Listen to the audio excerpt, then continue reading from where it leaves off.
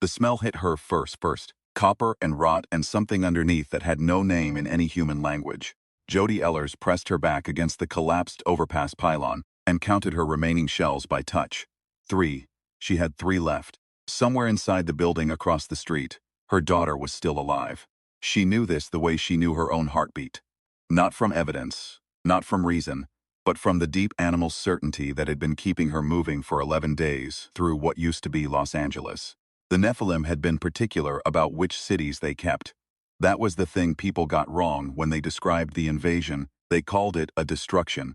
It wasn't. It was a selection. Beijing, Moscow, London, Mumbai, Sao Paulo, Chicago gone. Vaporized or simply depressurized. The atmosphere stripped from the ground up in great silent columns of shimmer that left nothing but glass plains behind. The Nephilim weren't destroyers. They were curators. They had looked at the human race, decided most of it was waste, and kept Los Angeles the way a researcher keeps a lab. Which told you something, if you were paying attention, which Jody was. She had been a wildlife biologist before, grassland ecosystems mostly. She had spent 14 years thinking about what it meant for a population to be managed. Which animals were harvested, which were bred, which were kept alive just long enough to serve a purpose. She understood captive breeding programs. She understood culling. She understood that a population you wanted to use was not a population you simply killed. The Nephilim wanted to use them. She moved along the wall, staying below the line of sight from the towers. They had built the towers fast, in the first 72 hours.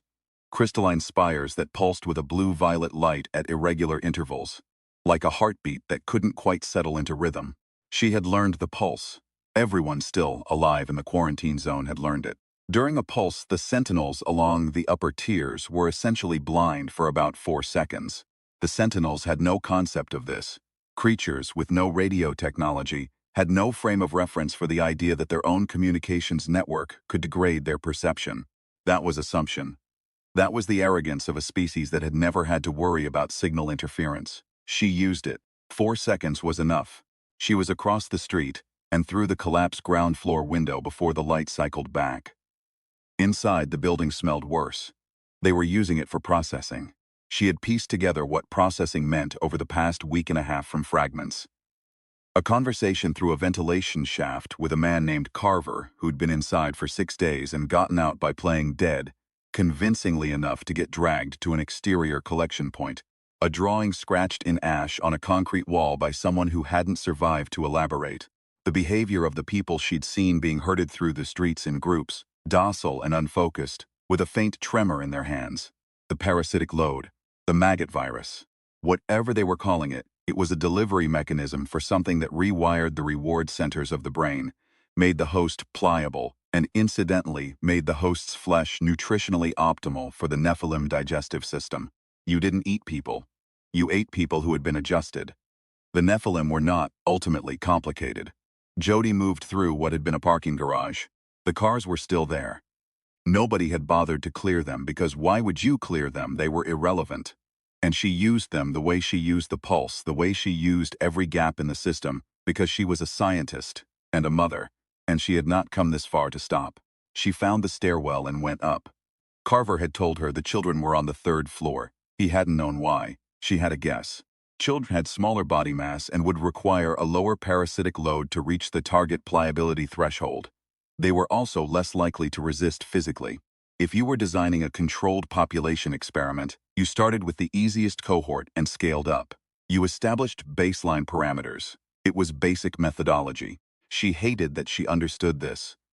She understood it precisely enough to predict where her daughter would be, and she hated that the knowledge came from thinking like them. The stairwell door on the 3rd floor was blocked by something heavy on the other side, but not locked. The Nephilim used electromagnetic seals, not mechanical ones, and electromagnetic seals had the same interference problem as the Sentinel network during a pulse. She had a loop of copper wire and a 9-volt battery she'd salvaged from a smoke detector. It wasn't elegant, it worked. She counted the seconds, fed current through the loop at the peak of the pulse cycle, felt the seal disengage, and leaned into the door with her shoulder until whatever was on the other side scraped back enough to let her through. On the other side, cots, 60, maybe 70 of them, arranged in careful rows, thin blankets, the smell of industrial disinfectant layered over everything else, and children, Most of them sleeping, a few awake and staring at nothing with that particular glassy focus that meant the process had already started. Her throat tightened. She pushed it down. She was looking for one face. She found her in the 7th row. Mara was 8 years old and had her father's eyes, which was something Jody tried not to think about, because Mara's father had been in Chicago. Mara was awake, sitting cross-legged on the cot with her hands folded in her lap, and for a horrible half-second Jody thought she was one of the glassy ones. Then Mara looked up, and the face that looked back was still entirely her daughter's face. Present, frightened, furious in the quiet way she got when she was scared but didn't want to show it. "I knew you'd come," Mara whispered. "Obviously," Jody said. She sat on the edge of the cot and did a fast assessment. Mara's hands were steady, eyes tracking normally. No tremor. They hadn't started on her yet, or hadn't finished. Either way, there was still a window. She took her daughter's face in both hands and looked at her for one full second, just looked, and then she said, "We're leaving. Right now. Don't make noise." "There are others," Mara said. Jody had known she was going to say this. "How many are still clear?" "Maybe 15. The little ones they haven't touched yet. And some of the older kids who figured out how to pretend." She said this with a kind of pragmatic 9-year-old matter-of-factness that made Jody simultaneously proud and heartbroken. "There's a boy named Davin who organized it. He's 12. He's been keeping track of everything." Jody had 3 shells, a loop of copper wire, a 9-volt battery, and 11 days' worth of acquired knowledge about how the Nephilim ran their operation. She was not going to leave 15 kids behind. She had never intended to. "Get Davin," she said, quietly. Devan turned out to be a scrawny 12-year-old with a split lip that had healed crooked and the calm, watchful eyes of someone who had been paying very close attention to his situation for a long time. He looked at Jody the way she'd probably looked at her ecology professors, assessing whether the knowledge on offer was actually going to be useful. She respected that.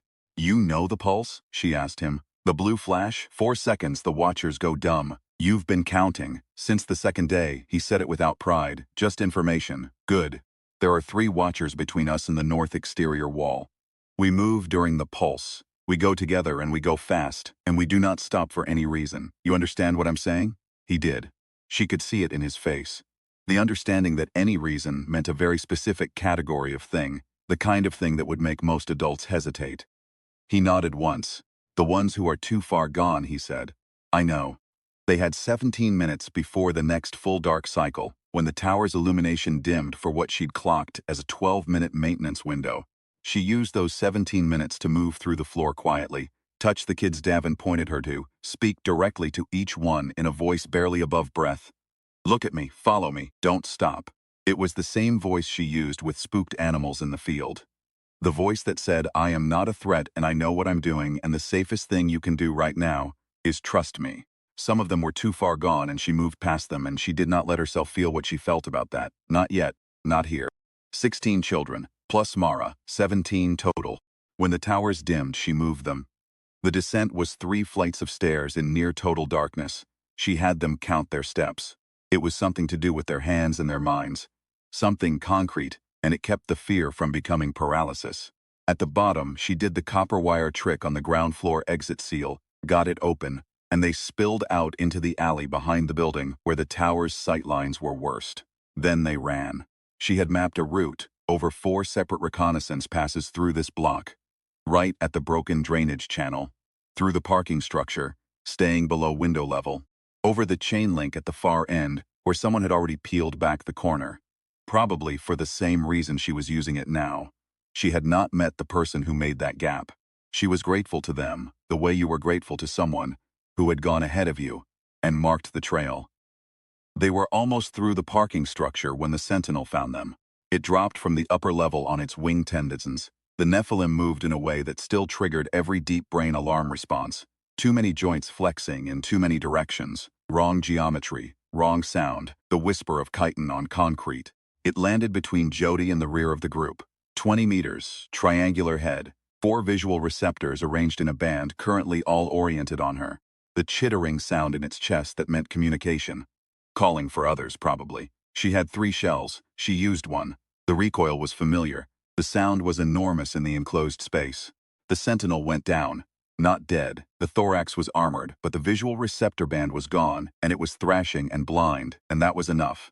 She turned to the kids and said, "Run," and they ran.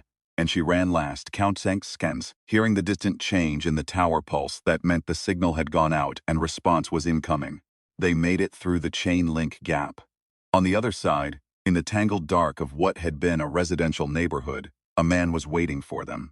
He was big. Bigger than he looked at first, because he was leaning against a wall, with the particular economy of someone who spent a lot of time not wasting movement. He wore a hat she recognized as the kind of thing serious horsemen wore. Not the costume shop version, but the real article, battered and sweat-stained. He had a rifle across his knees and a scar that ran from his left ear to his jaw, and he was looking at the 17 children. Jody was herding through the gap with an expression that was either very tired or very something she didn't have a word for. "You the one who took out the Sentinel on 6, he said. "How'd you know about that?" "Because I was going to do it and then you did it faster." He pushed off the wall. "Name's Brennan. There are more of us. You look like someone who could use more of us." Jody looked at him for exactly 1 second. "Kids first," she said. "Safe location first. Talk later." He didn't argue. She added that to the growing mental file she was keeping on him. Brennan's group was 11 people, and they operated out of a converted cold storage facility 3 blocks north and 2 east. "Chosen," he explained as they moved, "because the insulated walls absorbed the Nephilim's heat-sensing sweeps, and because the building had 3 independent exits. Because if you were going to survive in this city, you needed to have already thought about how to leave." He said this the way Jody said things like, "And the pulse cycle creates a 4-second gap," as taxonomy, not boasting. She revised his file upward. The others in his group were varied in the way that survivors are varied, not by any logic or design, but by the accident of who had been paying attention when it mattered. A former paramedic named Soren who'd kept a kit.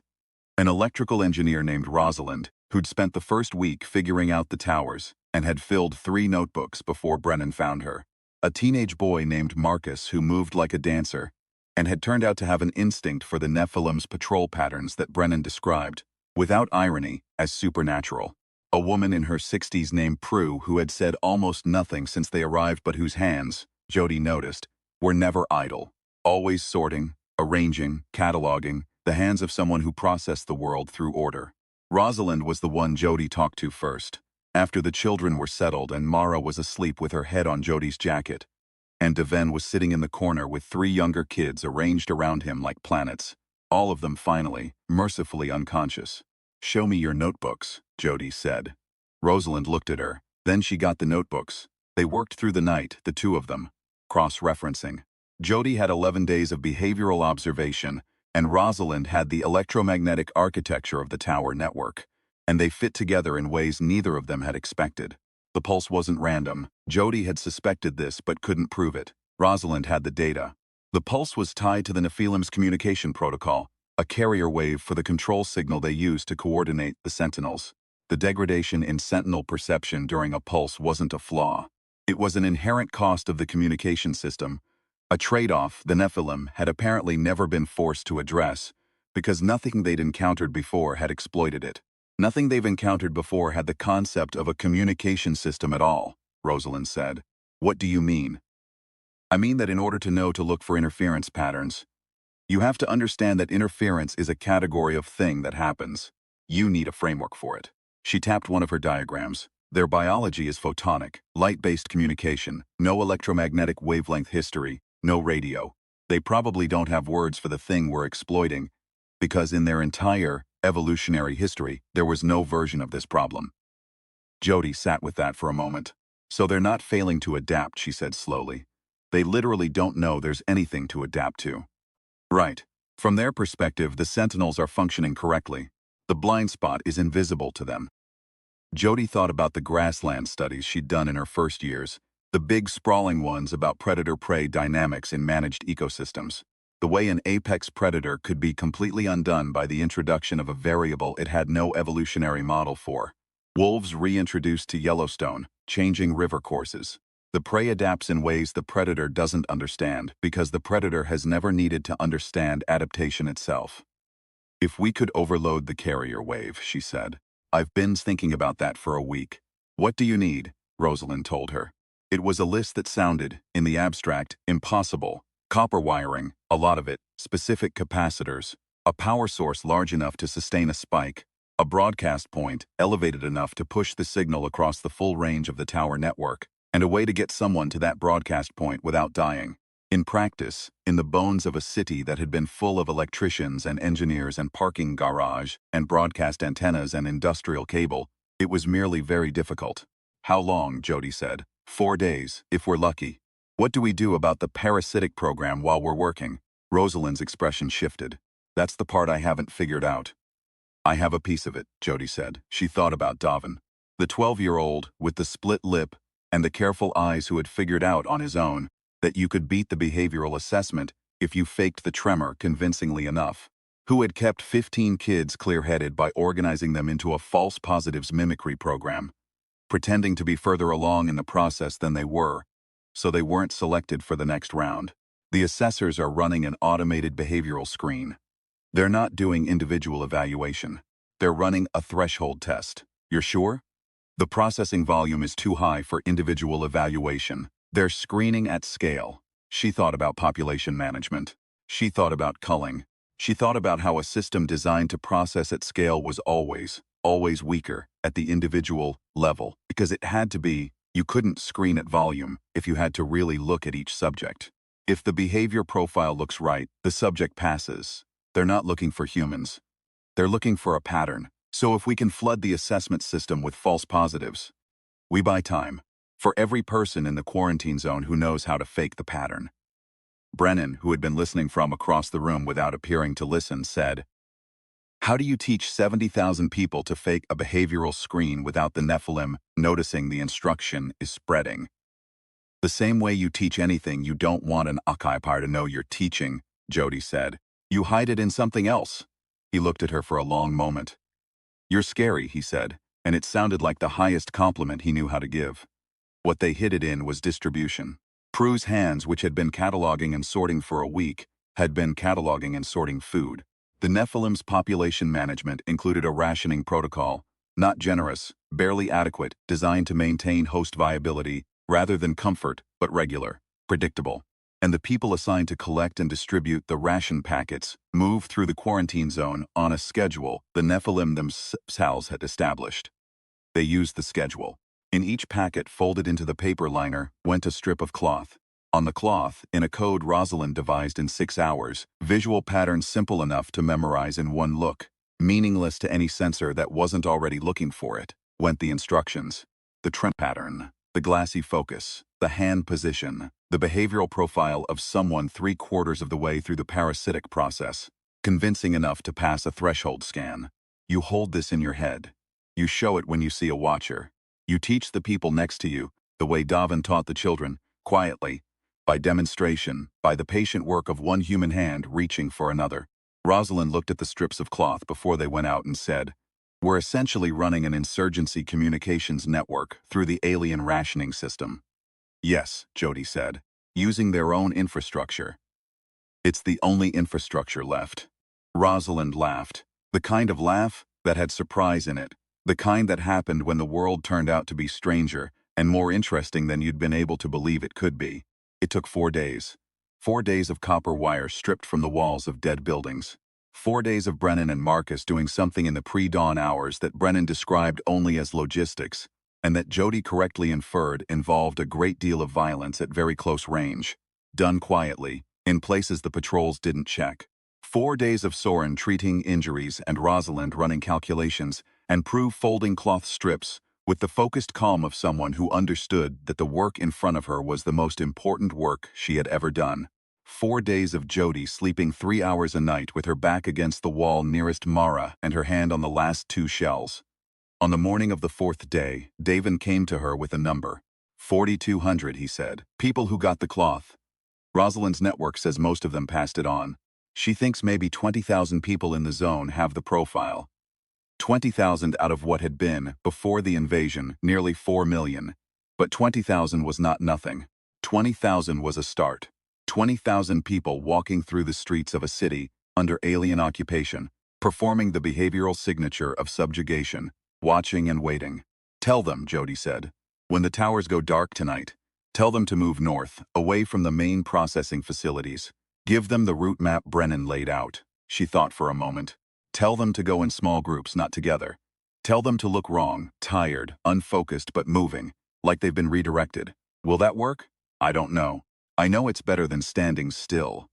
The broadcast point was a cell tower on a parking structure on Wilshire, 30 meters above street level, which put it above the active patrol zone and inside the range Rosalind needed for the overload signal to cascade across the full network.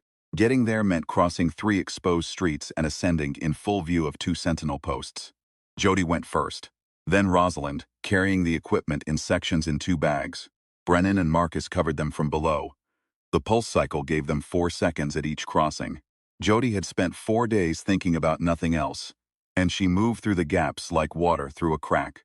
At the base of the tower, Rosalind set up the equipment with the fast, sure hands of someone who had mentally run through the assembly process several hundred times. The capacitors, the wiring, the frequency modulators she'd built from components salvaged from 11 different devices. A jury-rigged thing, cobbled together from the wreckage of a technological civilization, aimed at a species that had never imagined the wreckage could be turned into a weapon. How long once I start? Jody said. The initial spike will blind the Sentinel network for 40 seconds. The cascade should take about 3 minutes to propagate fully. After that, the towers will try to reboot. Rosalind paused. They'll know something happened. How long to figure out what? They've never encountered this problem before, Rosalind said. I genuinely don't know. Best guess. Hours, maybe longer, long enough. Jody looked out from the top of the parking structure. Below her, in the gray pre-dawn light, Los Angeles sprawled in all directions. The city that had been kept because it was useful, because it was a controlled environment, because 4 million people could be managed here like animals in a habitat. The towers pulsed their slow blue-violet heartbeat. In the streets below, if you knew where to look, you could see the small movements. People repositioning, preparing, holding the knowledge of what was coming in their chests like a held breath. You ready? Jody asked. No, Rosalind said. Do it anyway. Jody hit the switch. The spike went out in a ring, traveling at the speed of light to every tower in the network. And for 40 seconds the city went dark and quiet, and every sentinel stumbled and went blind, and the 4 million people of Los Angeles, the 20,000 who knew, and the hundreds of thousands who were about to figure out what was happening and would have to make fast decisions with incomplete information, which was the thing humans were, against all odds and biological logic, very good at, began to move. She heard it before she saw it. The sound of a city that had been holding itself still for 11 days suddenly letting go. It was not the sound of a battle, not at first. It was quieter than that. It was the sound of a door opening. Brennan had positioned his people, and the people Davin had organized, and the people who'd been running quiet resistance operations in the northern districts for weeks. Not Brennan's people, strangers, other nodes in a network. None of them had known was a network. At the processing facilities, the overload had bought them the window. What they did with the window was 30 years of accumulated human frustration about alien occupation, compressed into about 40 minutes of extremely targeted mayhem. Jody was not present for most of it. She was getting the children out. She had been planning the extraction since the night she found Mara. The route, the timing, the relay, points where other people would be waiting to pass groups of children northward, toward the district that Brennan's intelligence said was the lowest patrol density. She ran it like a field operation, sector by sector. No group too large, staggered departure times to avoid drawing attention. And she ran it while the Nephilim's network was rebooting, and before they could reorient their forces and while the processing facilities were burning. She was good at logistics. She was good at a lot of things she hadn't known she was good at before. It took 11 hours. By the end of it, she was running on something that wasn't exactly adrenaline anymore. More like the flat calm that lives on the other side of exhaustion, where everything becomes very simple. Get the children north. Come back for more. Check the relay points. Go again. Davon ran a group of 8 by himself on the 3rd pass. 12 years old, split lip, careful eyes. He passed her coming back as she was going out, and she put her hand on his shoulder for 1 second and said nothing, and he said nothing back. None was needed. The Nephilim did not recover as fast as Rosalind had feared. Cascade damage to the tower network was more extensive than she had calculated. Partly because she'd underestimated the propagation effect, and partly because the human-organized disruption at the processing facilities had taken out 3 of the relay nodes that the network used for reboot coordination. Without those nodes, the reboot kept failing at the same step. The Nephilim's engineers. If engineers was the right word, were working on a problem their whole species had never had to solve, using tools designed for a threat profile that had not included this one. They were learning. Jody had no illusions about that. They would adapt, eventually. A species that had crossed the interstellar distance and taken the planet in 72 hours was not going to be permanently undone by a copper wire overload rig and a behavioral mimicry program. This was not the end. This was, if she was precise about it, the first time humans had gone from managed to managing, from being the variable in someone else's experiment to being the experimenter. It mattered. It mattered more than she could say, not because it won the war, but because it proved the war was winnable, because it demonstrated in the most concrete possible terms that the Nephilim's model of humanity was wrong. They had looked at 4 million people and seen a population to be processed. They had not accounted for the biologist who studied grassland predator-prey dynamics. They had not accounted for the electrical engineer with 3 notebooks. They had not accounted for the 12-year-old who had figured out on his own that the system had a threshold instead of eyes. They had not accounted for the woman in her 60s with the busy hands. They had not accounted for the thing that Jody was only now finding words for. The thing that was not exactly courage and not exactly intelligence and not exactly adaptation, but was some untidy, inconvenient combination of all 3. The human inclination to look at a system designed to contain them and immediately start mapping its edges. The Nephilim had kept Los Angeles because they needed a controlled environment. They had forgotten that you can't control an environment that keeps studying you back. By nightfall, something like 14,000 people were in the northern district and more were arriving. Brennan had made contact with 3 other resistance cells he hadn't known existed. Rosalind was already working on the next problem. Prue was organizing a food distribution network out of supplies they'd liberated from the processing facilities. Davin was asleep on a folding chair with his head tilted against the wall and his hands finally still. Jody found Mara in a corner of the warehouse they were using as a staging point. Her daughter was awake, sitting with 3 other children her age, who she appeared to have, in the past several hours, adopted as her personal responsibility. She looked up when Jody sat down beside her. "Is it over?" Mara asked, Jody said. Mara nodded like she'd expected this. She leaned against her mother's shoulder, and Jody put her arm around her and looked out at the warehouse full of people. Filthy, hollow-eyed, moving with the focused quiet of people who had things to do and intended to do them. And she thought about grassland ecosystems. She thought about wolves and rivers. She thought about what happened when you introduced a variable an apex predator had never had to account for.